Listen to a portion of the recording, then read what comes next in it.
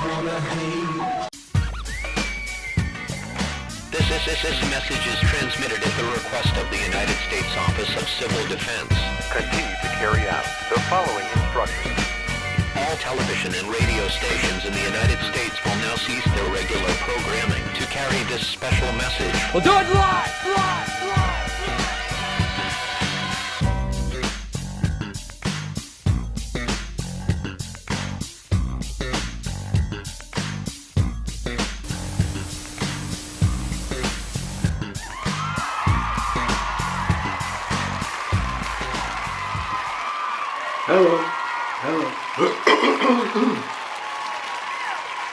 Hello, everybody. Hello, welcome everybody to Inside JFM Studios, the show where lots of things happen. I'm wearing my glasses. I'm just relaxing. This is a relaxing episode. We're taking it easy, as it were, because I'm not feeling too good. I came down with something. A sickness. It's not serious, don't worry. It's something called the common cold. Yeah, it's a weird disease. I don't know what these symptoms are, but these computers. Exactly. That's what it comes down to it. I don't know. Like I said, we're taking it easy today. I'm not going to be doing most of our usual stuff in this show, like showing off my latest work, or doing a live drawing, or there's not even a main topic this episode. It's just me talking and giving advice, and answering your questions from the last episode. Hold on, let me make a few adjustments. That's better. Now, I may be low energy because, I just woke up from a 4-hour nap. Or was it 3 hours? I don't know. It's one of those naps where you're in the middle of the day that you just dream these weird dreams. I dreamt, and I'm not lying here, I dreamt that I was in my bedroom, and then there was this block of ice in my room, so I tried to put it in my bathroom sink, but it was full of water. But there was something crawling in the water that I can't really touch because it's a monster. It's an animal or something. It looks like a giant lizard or salamander, and it's just crawling around my house. It just escaped, and it turns out it's Steve Urkel's doing. Steve Urkel's job or pet or something, and it's all his fault. And you may wonder, how did Steve Urkel end up in my dream? Well, I was listening to some family matters while I was working on my comic, and I guess he ended up in my dream. And I had another dream. I dreamt that I met a fan called Scooch Thompson. I dreamt that I met him. It was kind of vague, but still, it's pretty fun. Pretty fun. He was his usual weird self. He has a weird sense of humor, but so do I. And that's why I follow him on Instagram. Right. Alright, so yeah, well, even the producer is not here. He's taking the day off. Yeah. That's why I'm not setting things up, because I don't know how this stuff works. I'm just here in my seat. We're about to, shoot the breeze. So let me get my glasses, and I will answer your guys' questions. Let's get to it. I'd like to mention something first. Yesterday's live stream was a success. Thank you all for attending. It was amazing. I plan to have more, but it's archived. But chances are you can't watch it again because it's blocked. Blocked in our country mostly because of the music I used. Lesson learned: I'll use video game music or music that's too obscure for anybody to recognize. Okay, I got your questions here, and I'll answer them. I got a whole bunch. First question is from Doki Archive, and he writes, "My question is, if you were go to make a Jeff and Taylor movie, what do you think the plot would be? And who would you think will voice Jeff, Taylor, Jane, Blue, etc.? That's a good question. I always imagined a Jeff and Taylor movie. Two scenarios. It would either be a prequel to the first episode, G Station, and that would mean it would just feature Jeff, Taylor, Taylor's family, David, Cindy, Maria, and Jeff's parents, and Kim. But that's it. You won't meet... It was before they met Jane. It was before they met Blue and the West End Girls. And maybe Cassidy will be there because she's a lifelong friend. But it would just be like a family vacation thing and weird things going on. I always imagined a family vacation.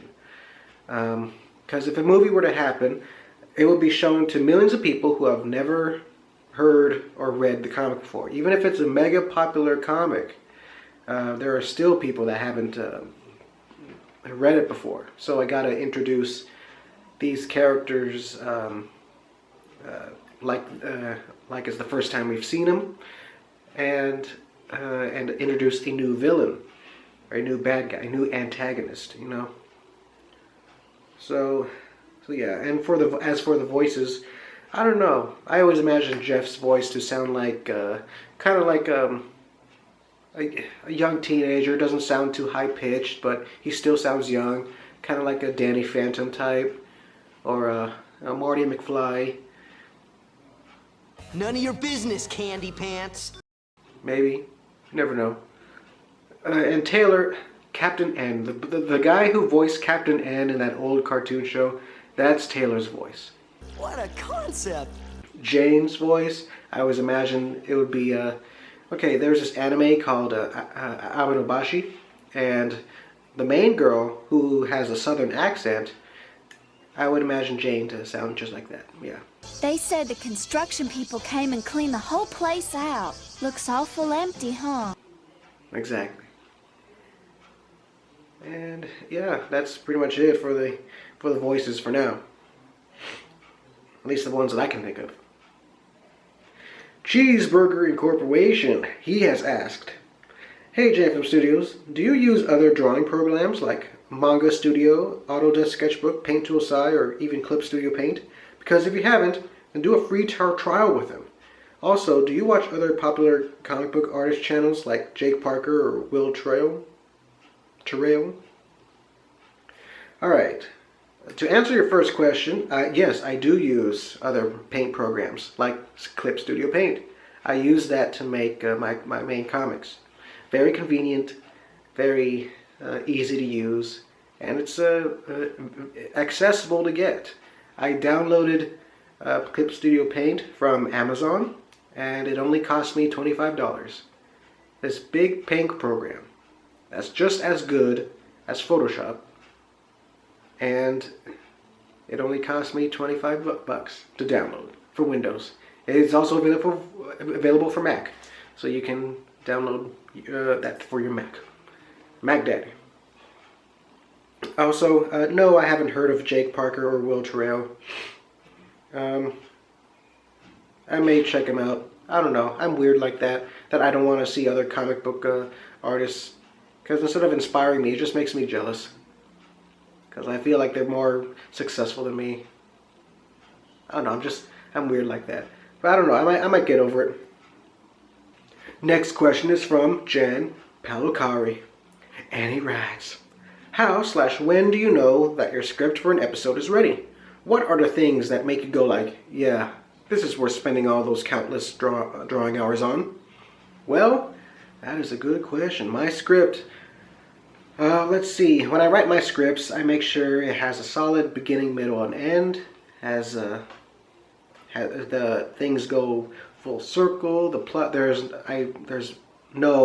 little to no plot holes. Ideally, no plot holes. Usually my scripts maybe less than 20 pages long, and yeah, if I'm happy with the script how it is, then it's worth drawing. There are some times where I write a script and then something as I'm drawing it just doesn't seem right. Like episode 12, Taylor was supposed to beat up those Starhammer people, but then I'm like, that's uncharacteristic of Taylor to do. And I'm like thinking, I'm building up this ninja guy. He's a vigilante, so I have to prove that he is one. So that's why I made him wake up and beat the bad guys himself. And it's much fitting that way. Much more fitting that way for him to beat up those bad guys instead of Taylor, because Taylor's just a normal teenage boy. You know what I'm saying? And there are things, if a comic is running for too long, there are some parts in the script that I have to cut off. And sometimes there are scripts that are just too bad that I just have to scrap the whole thing and start over, like the first attempt at the episode DJ, episode 11. Or should I say 10.5? So, yeah.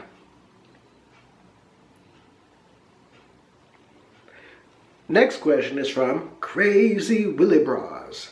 Thanks for answering my question, man. Also, will you ever put a fan cameo in one of your comics? I might. I just might. You never know. I might put a cameo in one of the quickies. That's more doable. So yeah. If you give me, if I know how you look like, then I'll put you in a background character or interacting with a character of mine in a quickie. So yeah.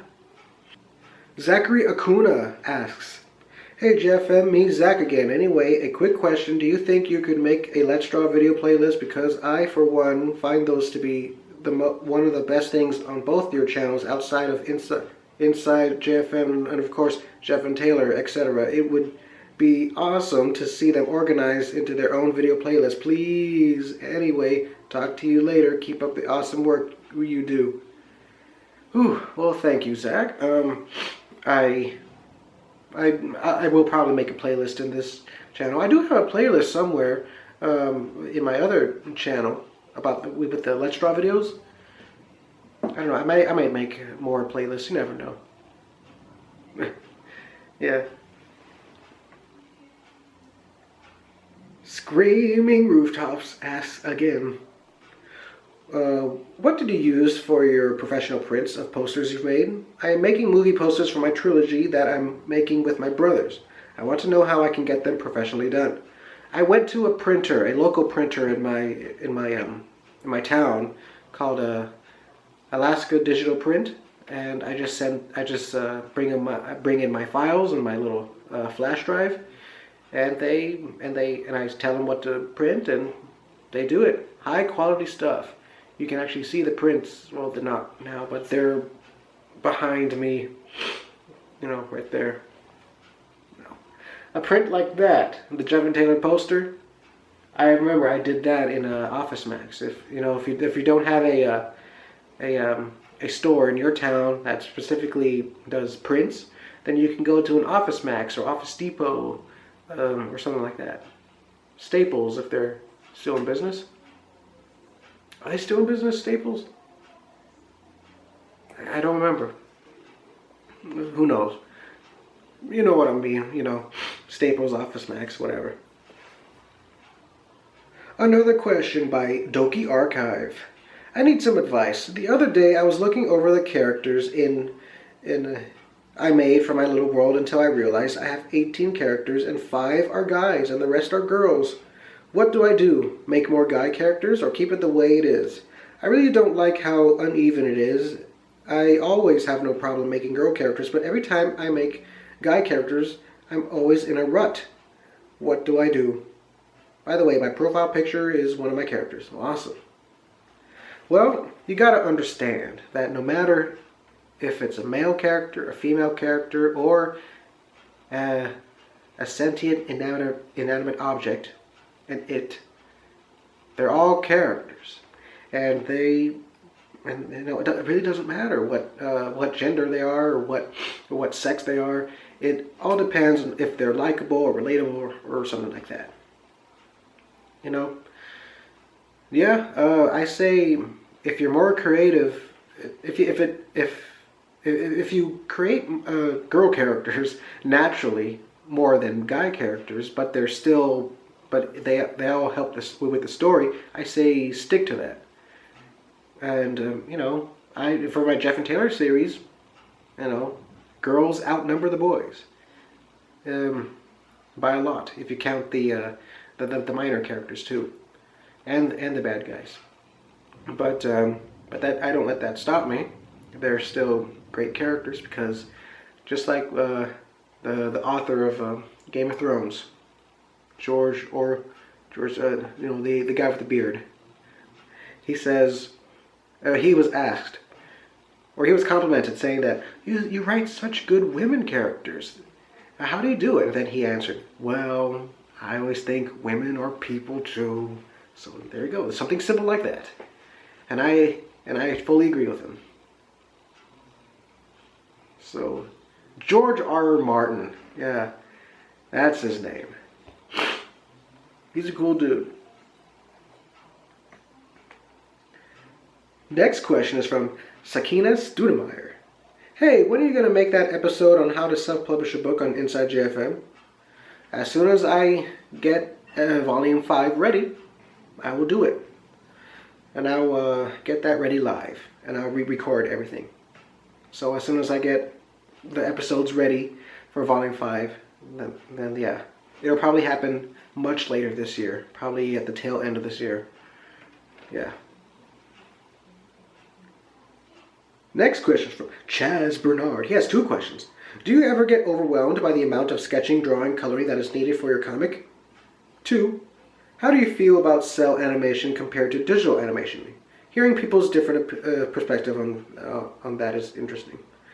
Alright, well, yeah, sometimes I do get overwhelmed. Especially if I have commissions and other drawings to do, and it's not easy. I mean, in my job, I work from 8 to 6 right now, and it's not easy. And then after that, I have to, take a shower and eat, and I have like 4 hours a weeknight to draw, and I either have to work on the comic or commissions or something like that, and then go to sleep. Lately, I've been going to bed around 1:30 in the morning, only to wake up around 6:30 in the morning. So I'm losing sleep, and sometimes I wonder if it's worth it. But yeah, at the end, it has to be worth it, And as for your second question, digital or cell animation, whatever's easiest. I always imagine digital would be easier rather than cell. Because they hand paint those each of those cells, right? At least in the back then. I would imagine digital is easier. But hey, if it fits your narrative, do whatever. And the last question is from Lenny Loud. The Lenny Loud. Oh my gosh. Alright, well they ask, I really hope Christina makes another appearance in later episodes. By the way, here's a question I like to ask. What are your thoughts on Loudcest? Do you think it's good or bad? Well, to quote Newt Gingrich, I think it's weird. Yeah. Like I told you, I'll make a separate video talking about my thoughts on Loudcest, Lewd House, and the Safe House. Those 3 things. They're interconnected, but I'll talk about that. But to keep it short, I'm not gonna dance around this question. I'm just gonna answer it. It's weird. I personally don't ship any of the Loud children together like that. But I do find it interesting on why people do it. And I'm not gonna yell at them saying that they're sickos or anything. I'm in the live and let live category. If it's their thing, it's their thing. As long as they're not harming anybody. That's my philosophy. Live and let live. Yeah. So yeah, that's it for the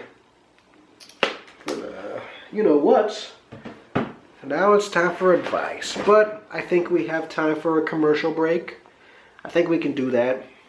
I have no producer, but I'm pretty sure someone's out there. It's alright, let's go to commercial.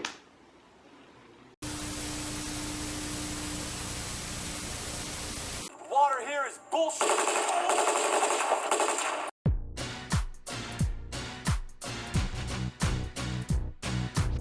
Yo, Don, I heard you like comics. Well, I got a comic for you. It's called Jeff and Taylor.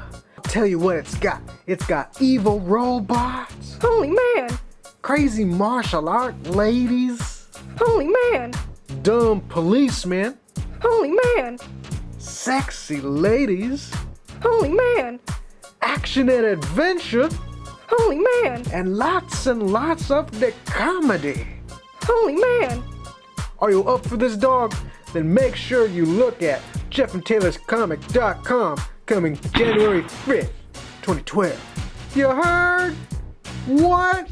Holy man! What?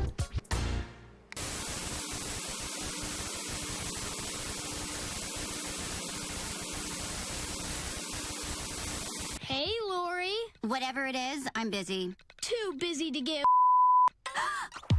Holy Jesus. Well, yeah, welcome back, everybody.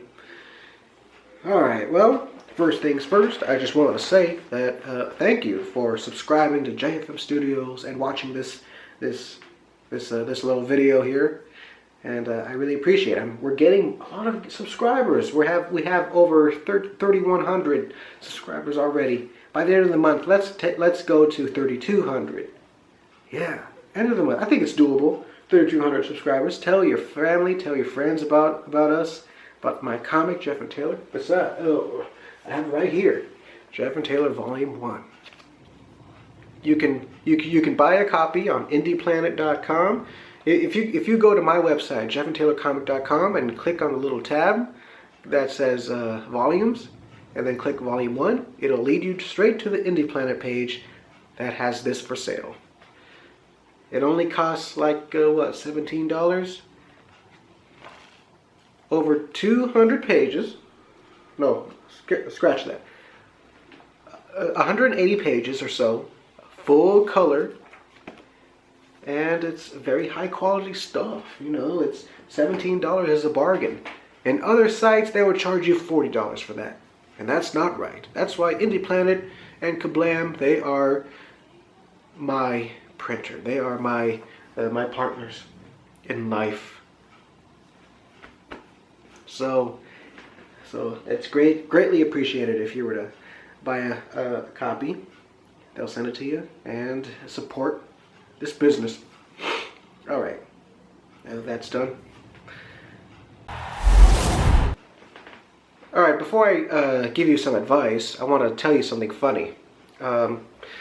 The other day, I was looking at my old files, and out of curiosity, I wanted to check on my old not safe for work file. Like I think I told you before that I don't draw adult material anymore. I quit on that because of my growing follower base, and most of them are youngsters. So I like to keep my my artwork at the very least PG. Sometimes I want to draw PG-13 stuff, but never R or X-rated. You know, I'm done with that. But I just wanted to check out my old stuff, and boy, are they interesting. I may have to do a video talking about them one of these days, but I'm like thinking maybe people don't want to hear that, so whatever. It depends on the demand. If there's high demand, then I'll do it. If not, then I won't. And that kind of made me think about this whole Loudcest Loot House stuff, because I really can't scold them for drawing Rule 34 of the Loud House, because I used to draw Rule 34, mostly of my characters, but still, it'll make me turn out, it'll make me look like a hypocrite if I were to scold these guys, and I'm not like that. It's much worse to be a hypocrite than a pervert. You know what I mean? Right. Amanda's like, what? What are you talking about? Nothing. You do not have to look at those pictures ever. Because you're too young. But yeah, but when I do make that video, just want to let you know that I won't go too hard on those lewd house people. Some of them are growing on me. I'm sorry. JCM, he draws lewd house and does some loud says stuff. He probably thinks it's funny, but he's not serious about it. Jump around, jump. He or she makes loud says. They're probably notorious for that. And a lot other fans are like so supporting of that. I did a poll on DeviantArt, and most of the people are like, I'm indifferent about it, you know. Actually, it wasn't a poll; it was a journal, and I just one of people's comments. Yeah, that's it. It wasn't a poll; it was a journal. But yeah, more details on that on a separate video. Anyway, advice for young cartoonists out there. All right. I've noticed with my comic Jeff and Taylor, you know, I'm very proud of it. I'm happy on what it gave me. And it gave me new friends and fans and followers, and gave me access to different conventions and all that. I'm very happy about how it's going on. But part of me is like, I should have done something different back then. Alright. I should have just made episode 1, and that's it. Episode 1, and then remake episode 1 as when it's just perfect enough. When I think of the plots and everything, and the characters. Because it's hard to continue a comic series when you have a whole bunch of stuff going on, like a full-time job and all that. That's what I should have done. I should have just made episode 1, sold that, talked about it non-stop on my videos and everything, showed it to publishers, and if they accept it, then hey, alright, I will make the rest of the episodes. And yeah, that's my advice to you young cartoonists out there. If you're thinking about making a series like Jeff and Taylor, you know, like different graphic novels and all that, then I just say to you, just make one episode, that one chapter, or that one book, or even if it's just a one-off story, make that one book and sell that, and then sell it to publishers and all that, and you can have that be a springboard. Because if you just continue on and on about with your comic while little to no people know about it, then it's just harder to be motivated to continue. And I think that's one problem that people are like experiencing. People say that, oh, I quit drawing, but it was because of my videos that they continued drawing, or they started to draw again. But I say, you know, just do that one thing, that one episode, that one issue, and then keep going from there. It doesn't even have to be a comic. It can be a pilot for a TV series. You write that TV screen, you know, that script. You know, you can write that down and just give it to producers and all that. Yeah, that's my advice. Shoulda, woulda, coulda. But I just have to keep on going. It's hard. It's really hard to sell original work. That's why I'm thankful for all the new people who subscribe to me due to my fan art, and then the Discover Jeff and Taylor. I really hope you guys spread the word, because you guys are my last hope. I mean, I would think about doing a Patreon, you know, doing a paid subscription thing, but even that, I'm still kind of iffy about it. I'm still thinking about it. I'm still doing commissions, which, you know, they're fun if you're, you know. I just got a new commission from Sean. Tatsunoko is the best. He's the Grim Crocker guy. I'm gonna draw Grim Crocker again. I'm getting paid for it. It's awesome. But you know, just little by little, just gotta do what I gotta do. Alright, so that's it for this episode. Hopefully we don't see any red spots. That's the government trying to infiltrate us, and I'm very sorry for being low energy right now. I mean, I would be funnier and all that, talk more gangsta-like. But I'm just tired, but I have to do what I have to do this. I promise you guys, 20 episodes of Inside JFM Studios this year. Give me till the 31st of December. 20 episodes of Inside. That's what I promise. Okay. So, that's it from me. Amanda says hi. Producer isn't here. So, I'll see you guys later. Next time, when I'm fully recovered for Inside JFM Studios. I guess that's a cue that we have to finish. My computer just turned on by itself. Alright. See you guys later, and have a wonderful week. JFM out. Goodbye.